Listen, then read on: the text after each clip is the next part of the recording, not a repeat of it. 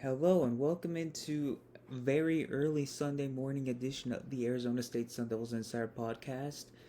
And as your lead beat writer of the Arizona State Sun Devils, it was not a great night to watch this Sun Devil team get clobbered by Utah by a score of 42-10. Really, not many positive ways that this game can be spun from fan perspective, from media perspective, really from any perspective. It's just the history of Arizona State at Rice-Eccles Stadium in Utah just doesn't go very well.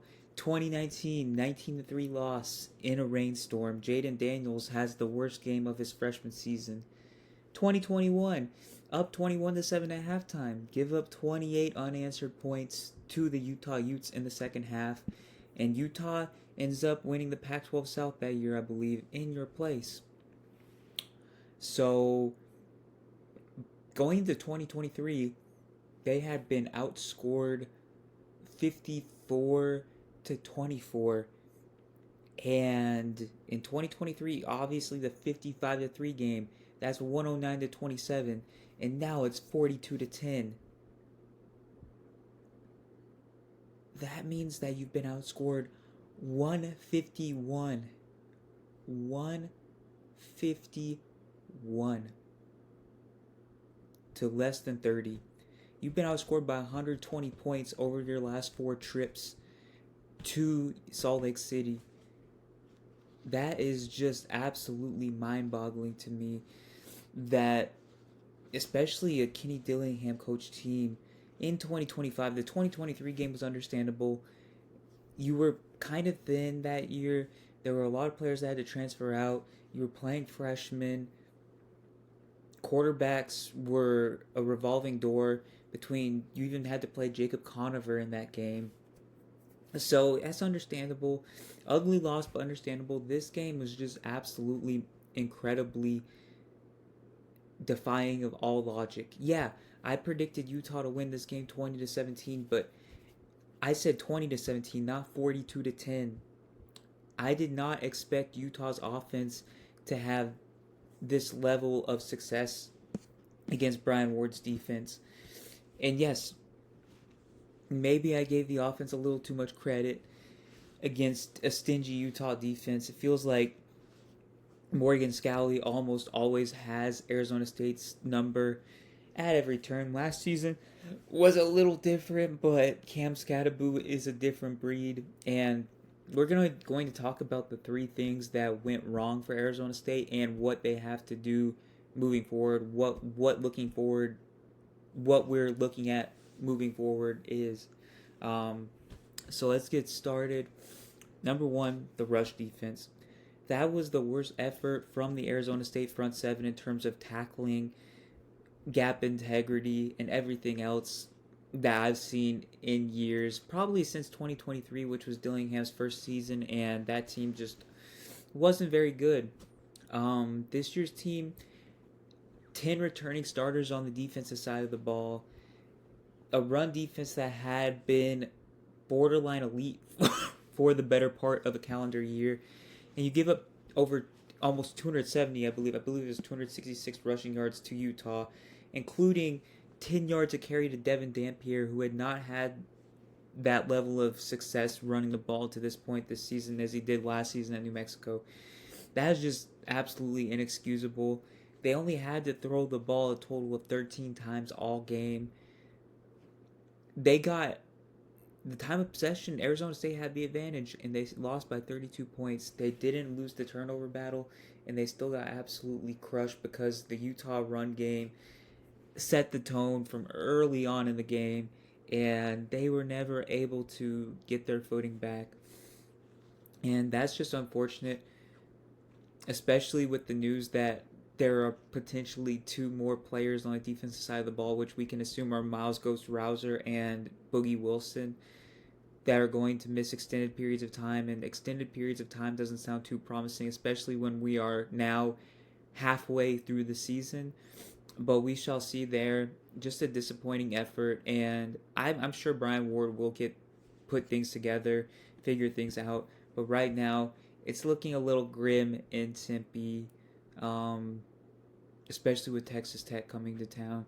Number two, I'm going to say it. The offense, once again, did not find a rhythm early in the game. By the time they started finding a little bit of rhythm, it was too late, and they had to go for it on fourth.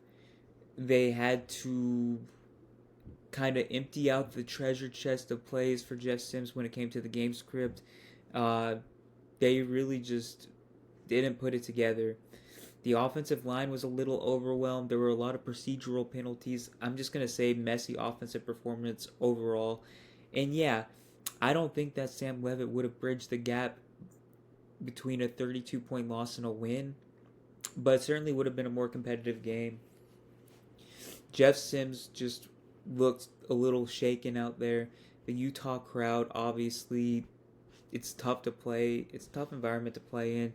It's rainy, it's windy, and Kenny Dillingham did have good things to say about Sims' performance, and he knows more than I do. So I'm not going to go too much on a limb and say blame any one person. I think it was just a team-wide poor effort on offense. Too many penalties, not enough holes created run blocking wise. Jordan Tyson didn't got targets, but he didn't get many targets where he could make a big impact, create a big impact play out of, or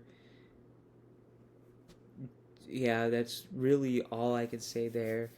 And then lastly, just Kyle Whittingham just outsmarted everybody. Kyle Whittingham and Kenny Dillingham would be the first person to tell you that Kyle Whittingham put together a masterclass of a game plan. That guy is just a proven winner. He's been a proven winner for 20 years. He actually expanded on what a Hall of Fame college football coach in Urban Meyer built up at Utah. He's guided them to the Pac-12 and now the Big 12. He's adapted on the fly in a way that some coaches haven't. Kirk Ferentz, the only guy that's been at his position at Iowa University, at the University of Iowa. He's the only coach that's been active at the same university longer than Kyle Whittingham has. And he's one of those examples of coaches that really refuse to adapt to the day and age of the modern college football game.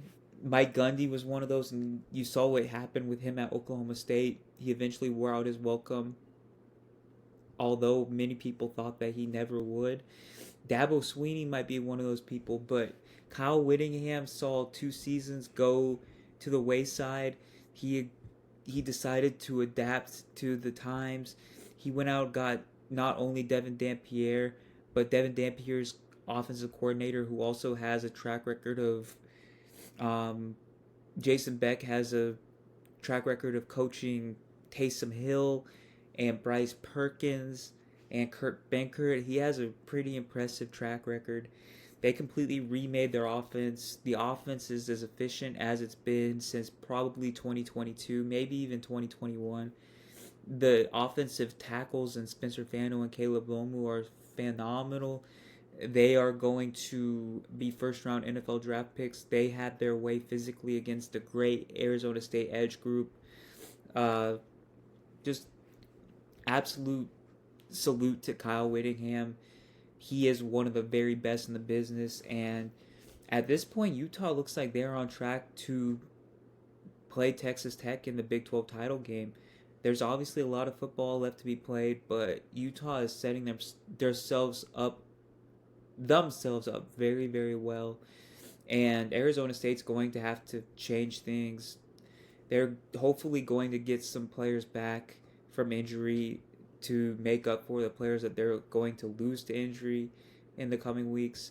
They have to beat Texas Tech, in my mind, to have a chance to reach the Big 12 title game once again because of tiebreakers and everything else that's involved in the process. But as of right now, the main focus is bringing Sam Levitt back, easing him back into game shape, and hopefully he can be back for the Texas Tech game. We shall see, though. But that's really all I have for today. Thank you so much for tuning in, and I will see you once again tomorrow.